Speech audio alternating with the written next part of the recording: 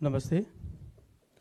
माननीय अर्थ सञ्चार तथा सूचना प्रविधि मन्त्रीज्यू, मन्त्रालयका सहसचिवहरू एवं प्रवक्ताज्यू, विभागीय प्रमुखज्यूहरू, अर्थ सञ्चार तथा सूचना प्रविधि मन्त्रालयका अन्य मित्रहरू, विभिन्न सञ्चार माध्यमबाट पाल्नुभएका पत्रकार मित्रहरू तथा अन्य महानुभावहरू, नेपाल सरकार मन्त्रिपरिषदका निर्णयहरू विधिवत रूपमा सार्वजनिकरण गर्न नेपाल सरकारका प्रवक्ता एवं माननीय अर्थ सूचना तथा सूचना प्रविधि मन्त्री डाक्टर युवराज खतिवडाज्यूलाई सादर अनुरोध गर्दछु। धन्यवाद सचिवज्यू, सहसचिवहरू, साथीहरू, प्रेसका मित्रहरू। आज बसेको मन्त्री परिषदको बैठकका निर्णयहरू म सार्वजनिक गर्न गइरहेको छु। पहिलो निर्णय, विश्वव्यापी महामारीको रूप लिएको कोभिड-19 को संक्रमण फैलिने सम्भावना देखिएकोले नेपाल सरकार मन्त्री परिषदको मिति 2077-1-14 गतेको निर्णयअनुसार सो रोग रोकथाम र निर्मूल गर्न संक्रामक रोग ऐन 2020 को दफा 2 बमोजिम मिति 2077 वैशाख 25 गते बिहिबार मध्यरातसम्मका लागि नेपालभर लागू हुने गरी जारी गरिएको आदेश हाललाई मिति 2077 साल जेठ 5 गते सोमबार मध्यरातिसम्मका लागि नेपालभर लागू हुने गरी निरन्तरता दिने र सोको सूचना नेपाल राजपत्रको अतिरिक्ताङ्क गरी प्रकाशित गर्ने। दोस्रो निर्णय छ, विश्वव्यापी महामारीको रूपमा फैलिएको कोभिड-19 रोगको संक्रमणबाट सुरक्षित रहनका लागि छिमेकी मित्र राष्ट्रहरू लगायत अन्य मित्र राष्ट्रहरूले चालेका प्रयास र अनुभवहरू समेतलाई ध्यानमा राखी यस क्षेत्रमा बसोबास गर्ने व्यक्तिलाई सो रोगको संक्रमणबाट सुरक्षित राख्न नेपालको अन्तर्राष्ट्रिय सीमानामा रहेका नेपाल प्रवेश गर्ने सबै प्रवेशबिन्दु र खुला सीमानाको जुनसुकै स्थानबाट हुन सक्ने यात्रुहरूको आवागमन 2077 वैशाख 31 गते बुधबार मध्यरातसम्मका लागि स्थगित गरिएकोमा हाललाई मिति 2077 ज्येष्ठ 18 गते आइतबार मध्यरातसम्मका लागि नेपालको अन्तर्राष्ट्रिय सीमानामा रहेका नेपाल प्रवेश गर्ने सबै प्रवेशबिन्दु र खुला सीमानाका जुनसुकै स्थानबाट हुन सक्ने यात्रुहरूको आवागमन स्थगित गर्ने गरी निरन्तरता दिने, तर माल सामानको ढुवानीलाई यथावत कायम राख्ने, सबै किसिमको आन्तरिक र बाह्य व्यावसायिक यात्रुवाहक हवाई उडानहरू उक्त अवधिसम्म स्थगित गर्ने, यो आदेशको पालना नगरी सीमानाकाबाट प्रवेश गर्ने गराउने र प्रवेश गरेका मानिसहरूलाई लुकाउने कार्य गराएमा प्रचलित कानुन बमोजिम कारबाही गर्ने। तेस्रो निर्णय छ, विश्वव्यापी महामारीको रूप लिएको कोभिड-19 को संक्रमणको रोकथाम नियन्त्रणका लागि सरकारले संक्रामक रोग ऐन 2020 को दफा 2 बमोजिम जारी गरेको आदेश जनताको जीवन रक्षाको लागि हो।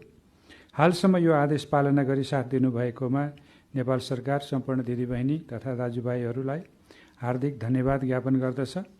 साथै मिति 2077 ज्येष्ठ 5 गते सोमबार मध्यरातसम्मका लागि जारी भएको उक्त आदेश र मिति 2077 ज्येष्ठ 18 गते आइतबार मध्यरातसम्मका लागि नेपालको अन्तर्राष्ट्रिय सीमानामा रहेका नेपाल प्रवेश गर्ने सबै प्रवेशबिन्दु र खुला सीमानाका जुनसुकै स्थानबाट हुन सक्ने यात्रुहरूको आवागमन स्थगित गर्ने कार्यको पूर्ण पालना गराई सहयोग पुर्याउन हुन नेपाल सरकार सम्पूर्ण दिदीबहिनी दाजुभाइहरूलाई हार्दिक आह्वान आग्रह गर्दछ।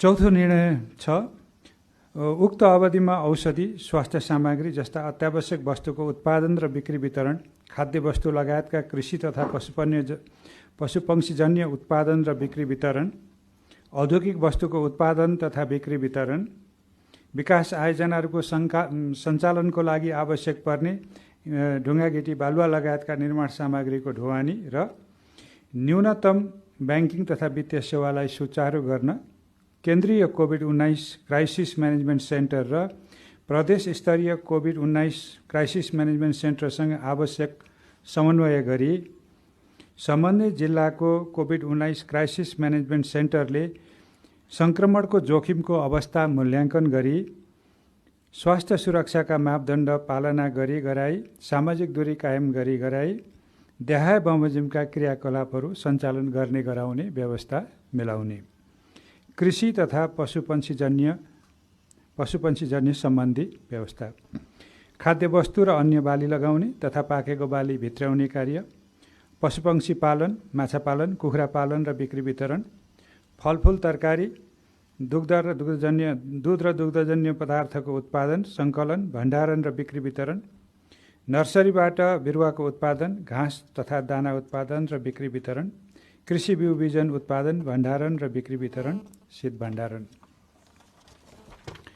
स्वास्थ्य सेवा सम्बन्धमा भएका निर्णयहरू, सरकारी तथा निजी क्षेत्रबाट सञ्चालित स्वास्थ्य संस्थाहरू, अस्पताल, nursing home, polyclinic, lab, diagnostic सेन्टरहरूको सञ्चालन, सबै प्रकारका खोप लगायतका अत्यावश्यक सेवाहरूको सञ्चालन। त्यसैगरी औषधि तथा स्वास्थ्य सामग्री र मेडिकल अक्सिजनको उत्पादन तथा बिक्री वितरण, औषधि पसलहरू, आयुर्वेदिक र होमियोप्याथिक समेतको सञ्चालन, एग्रोभेट र भेटिनरी औषधि पसलहरूको सञ्चालन र तत्सम्बन्धी सेवाहरू। त्यसैगरी जनशिक्षा सामग्री केन्द्र लिमिटेडबाट पाठ्य पुस्तक बिक्रीको अनुमति लिएका पुस्तक पसलहरू खोल्न समेत अनुमति दिने निर्णय भएको छ। ढुवानी सेवा सम्बन्धी पनि निर्णयहरू भएका छन् आजको मन्त्री परिषदको बैठकबाट। त्यसमा ढुवानी सेवाका साधनहरूलाई निसङ्क्रमण गर्ने निकायले जारी गरेको निस्सा साथमा राखी चालक तथा परिचालकको स्वास्थ्य जाँच सम्बन्धी भन्सार बिन्दु र उद्योग प्रतिष्ठानहरूले गर्ने व्यवस्था मिलाई देखाएका ढुवानीका साधनहरू गन्तव्यस्थलसम्म आवत जावत गर्न दिने। 1. प्रकरण 4 को खण्ड क र खमा उल्लेखित त्यो भनेको चाहिँ कृषि तथा पशुपक्षीजन्य चाहिँ उत्पादनसँग जोडिएको विषयमा भनिएको कुराहरू छ र कमा कृषिजन्य र खमा स्वास्थ्यजन्य छ। त्यसको चाहिँ त्यो क र खमा उल्लेखित सबै प्रकारका वस्तु र सेवामा प्रयोग हुने ढुवानीका साधनहरू अथवा कृषि उत्पादन र कृषि व्यवसायसँग सम्बन्धित र स्वास्थ्य सेवासँग सम्बन्धित ढुवानीका साधनहरूको आवागमन हुने व्यवस्था मिलाइएको छ। दोस्रो चाहिँ भन्सारबाट जाँच पास भइआएका उद्योग प्रतिष्ठानबाट लोड लिई मालसामान बोकेका र मालसामान गन्तव्यमा पुर्याई फर्किने ढुवानीका साधनहरू। त्यसै गरी पानी, ग्यास, पेट्रोलियम पदार्थ बोकेका ढुवानीका साधनहरू। त्यसै गरी औद्योगिक कच्चा पदार्थ र तयारी माल वस्तु बोकेका ढुवानीका साधनहरू।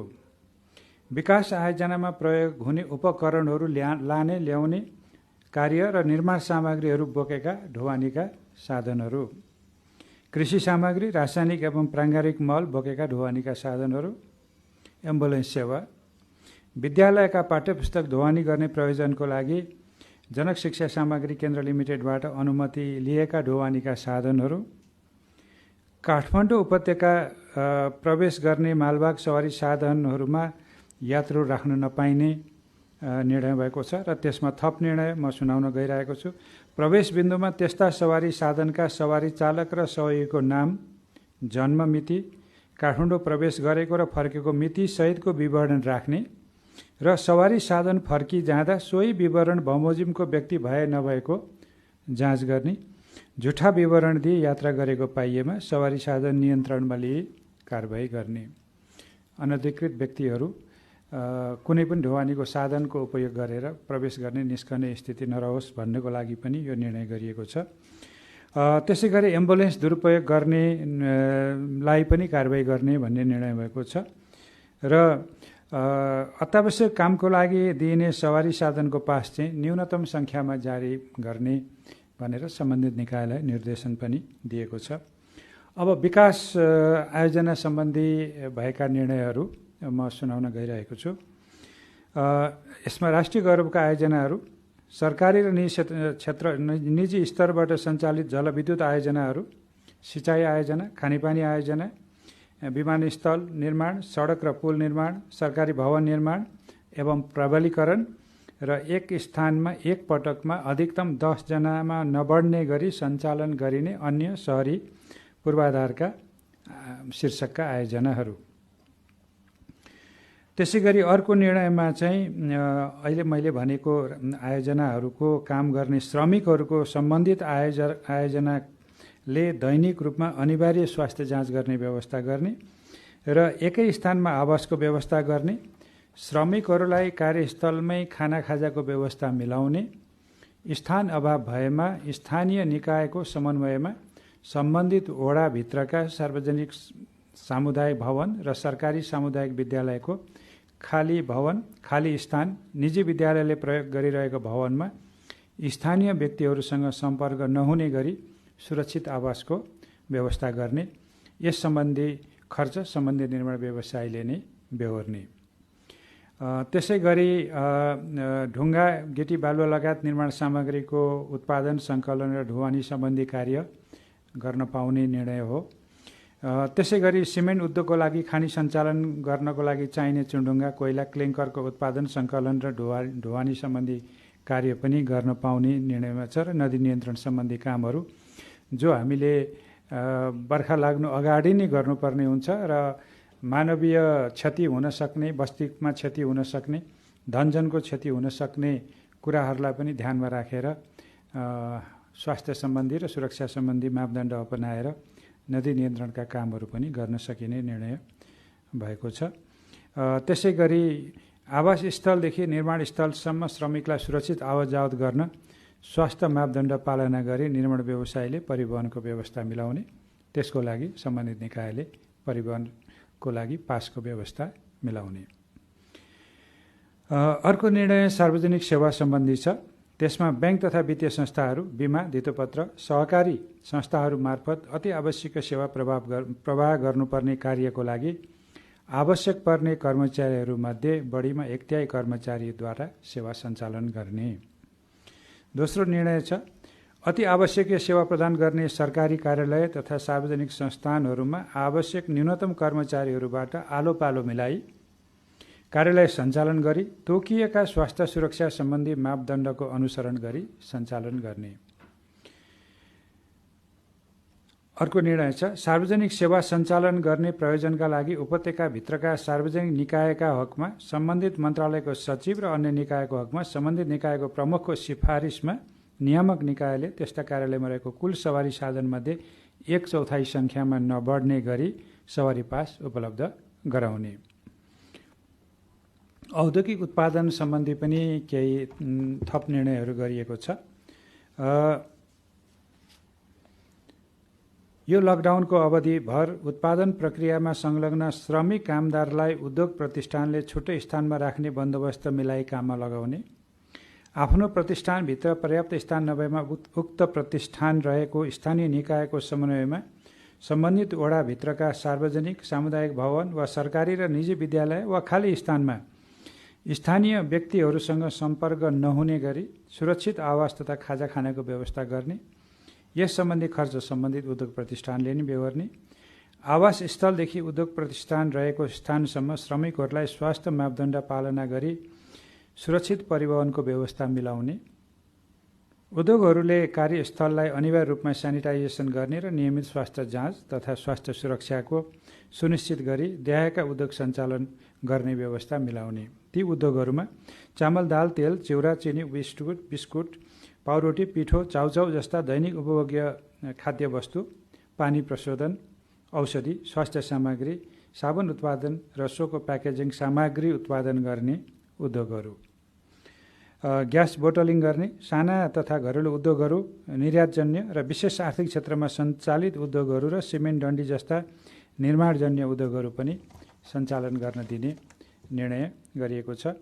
र बढीमा 5 जनासम्म कामदार रहने गरी सवारी साधनको मर्मत सम्भार गर्ने वर्कसप, इन्टरनेट जडान गर्ने र मर्मत गर्ने, प्लम्बिङ र इलेक्ट्रिकल सेवा पनि खोल्न दिने निर्णय भएको छ। राजमार्गका होटल र रेस्टुरेन्ट सम्बन्धी पनि निर्णय भएको छ। खास गरी ढुवानीका साधन लिएर हिँड्नुपर्ने चालकहरू र अति आवश्यकीय काममा हिँड्नुपर्ने व्यक्तिहरूको लागि नै सेवा प्रवाह गर्न जरुरी भएकोले राजमार्ग र सहायक राजमार्गमा कम्तीमा 50 किलोमिटरको दूरीमा सम्बन्धित स्थानीय तहले तोकेको स्थानमा स्वास्थ्य तथा जनसङ्ख्या मन्त्रालयले स्वीकृत गरेको मापदण्ड अवलम्बन गरी सवारी साधन मर्मत गर्ने वर्कसप, पेट्रोल पम्प र खानाको प्याकेट मात्र बिक्री गर्ने गरी होटल रेस्टुरेन्ट सञ्चालन गर्ने व्यवस्था स्थानीय प्रशासनले मिलाउने। राजमार्ग र सहायक राजमार्गमा सञ्चालन हुने सवारी साधनहरू उपयुक्त बमोजिम निर्धारित समय र स्थानमा मात्र रोक्न पाउने व्यवस्था पनि गर्ने निर्णय गरिएको छ। केही व्यवस्थापकीय कार्य सम्बन्धी पनि निर्णयहरू भएका छन्। खास गरी सम्बन्धित रोजगारदाता, स्थानीय तह, सेवा प्रदायक, स्थानीय प्रशासनले आवागमन सहजीकरण गर्ने, सामाजिक दूरी कायम गराउने, अनिवार्य रूपमा काम गर्नेहरूले हिँडडुल गर्नेले मास्क प्रयोग गर्ने, शरीरको तापक्रम मापन गर्ने, सेनिटाइजर र ग्लोभ्सको प्रयोग गर्ने, विद्युतीय माध्यमबाट भुक्तानी गर्ने र नगद कारोबार गर्दा खुद्रा पैसाको लेनदेन कम हुने गरी गर्ने व्यवस्था गर्ने र एक ठाउँमा 5 जनाभन्दा बढी व्यक्ति जम्मा नहुने गरी यो सब काम गर्ने भन्ने पनि निर्देशन भएको छ। र अर्को निर्णय चाहिँ प्रतिनिधि सभा, राष्ट्रिय सभा र संसदीय समितिका बैठकहरू स्वास्थ्य सुरक्षाका मापदण्डहरू पालना गरी सञ्चालन गर्ने व्यवस्था मिलाउने। अब माथि उल्लेख गरिएका कुराहरूमा माथि जे उल्लेख गरिएको भए पनि अर्को आदेश वा सूचना जारी नभएसम्म चाहिँ देहायका स्थान र स्थलहरू बन्द रहनेछन् र देहायका क्रियाकलापहरू त्यहाँ सञ्चालन गर्न ती क्षेत्रहरूमा पाइने छैन। त्यसमा पहिलो चाहिँ विश्वविद्यालय, क्याम्पस, विद्यालय लगायतका सबै शैक्षिक संस्था, तालिम तथा प्रशिक्षण केन्द्रहरू, गैर खाद्य वस्तु बिक्री गर्ने व्यावसायिक मलहरू अथवा स्टोरहरू, cinema hall, party palace, fun park लगायतका सार्वजनिक स्थलहरू, सार्वजनिक जमघट, धार्मिक स्थलहरू जसभित्र मन्दिर, गुम्बा, मस्जिद, चर्च, गुरुद्वारा आदि पर्छन्, त्यहाँ हुने भेला र धार्मिक एवं सांस्कृतिक कार्यक्रमहरू पनि गर्न नपाइने लिस्टमा राखिएको छ। त्यसै गरी रङ्गशाला, खेलकुद स्थल, फुटसल, शारीरिक सुगठन गर्ने स्थल र gymkhana, fitness centre, salon, beauty पार्लरहरू पनि खोल्न पाइने छैन। होटल, बार, रेस्टुराँहरू खोल्न पाइने छैन। त्यसै गरी स्थानीय प्रशासनबाट सवारी पास पाएका बाहेक सबै प्रकारका यात्रुवाहक सवारी साधनहरू चलाउन पाइने छैन। 12 वर्ष मुनिका बालबालिका, अशक्त भएका व्यक्ति, बिरामी तथा 70 वर्ष पुरा भएका ज्येष्ठ नागरिक तथा गर्भवती महिलाहरूको आवत जावत तथा हिँडुल घुमघामका गतिविधिहरू गर्न पाइने छैन। आन्तरिक तथा अन्तर्राष्ट्रिय व्यावसायिक यात्रुवाहक हवाई उडान गर्न पाइने छैन। केबल कार र चाहिँ रेल सेवा सञ्चालन गर्न पनि अहिले रोकिएको छ, त्यो पनि पाइने छैन। त्यसैसँग जोडिएका निर्णय अर्को छ। नेपाल राज्यको कुनै भूभागमा सङ्क्रमणको जोखिम देखिएमा वा समुदाय स्तरमा उक्त सङ्क्रमण विस्तार भएको पाइएमा उक्त क्षेत्र वा जिल्लाभर माथि प्रकरण 4 मा उल्लेखित क्रियाकलापहरू निश्चित अवधिसम्मका लागि स्थानीय प्रशासनले तत्कालै सञ्चालनमा रोक लाउन सक्नेछ। त्यसपछि एउटा आजको मन्त्री परिषदको म अन्तिम निर्णय भन्न गइरहेको छु। हामी सबैलाई थाहा छ, भोलि बुद्ध जयन्ती वैशाख 25 गते सिद्धार्थ गौतमको जन्मदिनको पावन अवसरको स्मरण गर्दै भोलि 25 गते चाहिँ विश्व शान्तिको कामना गर्दै र कोरोना रोगको रोकथाममा लागेका चिकित्सकहरू, स्वास्थ्यकर्मीहरू, सुरक्षाकर्मीहरू, एम्बुलेन्स चालकहरू, राष्ट्रसेवकहरूको पनि सम्झना गर्दै, उहाँहरूको पनि सम्मान गर्दै र विश्वभर कोरोनाको कारणले मृत्यु भएका व्यक्तिहरूको चिर शान्तिको कामना गर्दै र कोरोनाको रोगबाट सङ्क्रमित व्यक्तिहरूको शीघ्र स्वास्थ्य लाभको पनि कामना गर्दै र यो कोरोनाको सङ्क्रमणबाट हामी सबै सुरक्षित रहन सक्छौँ र हामी चाहिँ आफूलाई सुरक्षित रहने प्रतिबद्धता हामी पालना गर्छौँ, कायम गर्छौँ भन्ने यो सबै प्रतिबद्धता सहित भोलि साँझ 7 बजे सबैले आफ्नो स्थानबाट दीप प्रज्वलन गर्ने गरी सबै जनसमुदायलाई आह्वान गर्ने पनि निर्णय भएको छ। आज मन्त्री परिषदबाट भएका मुख्य निर्णयहरू यिनै हुन्। धन्यवाद।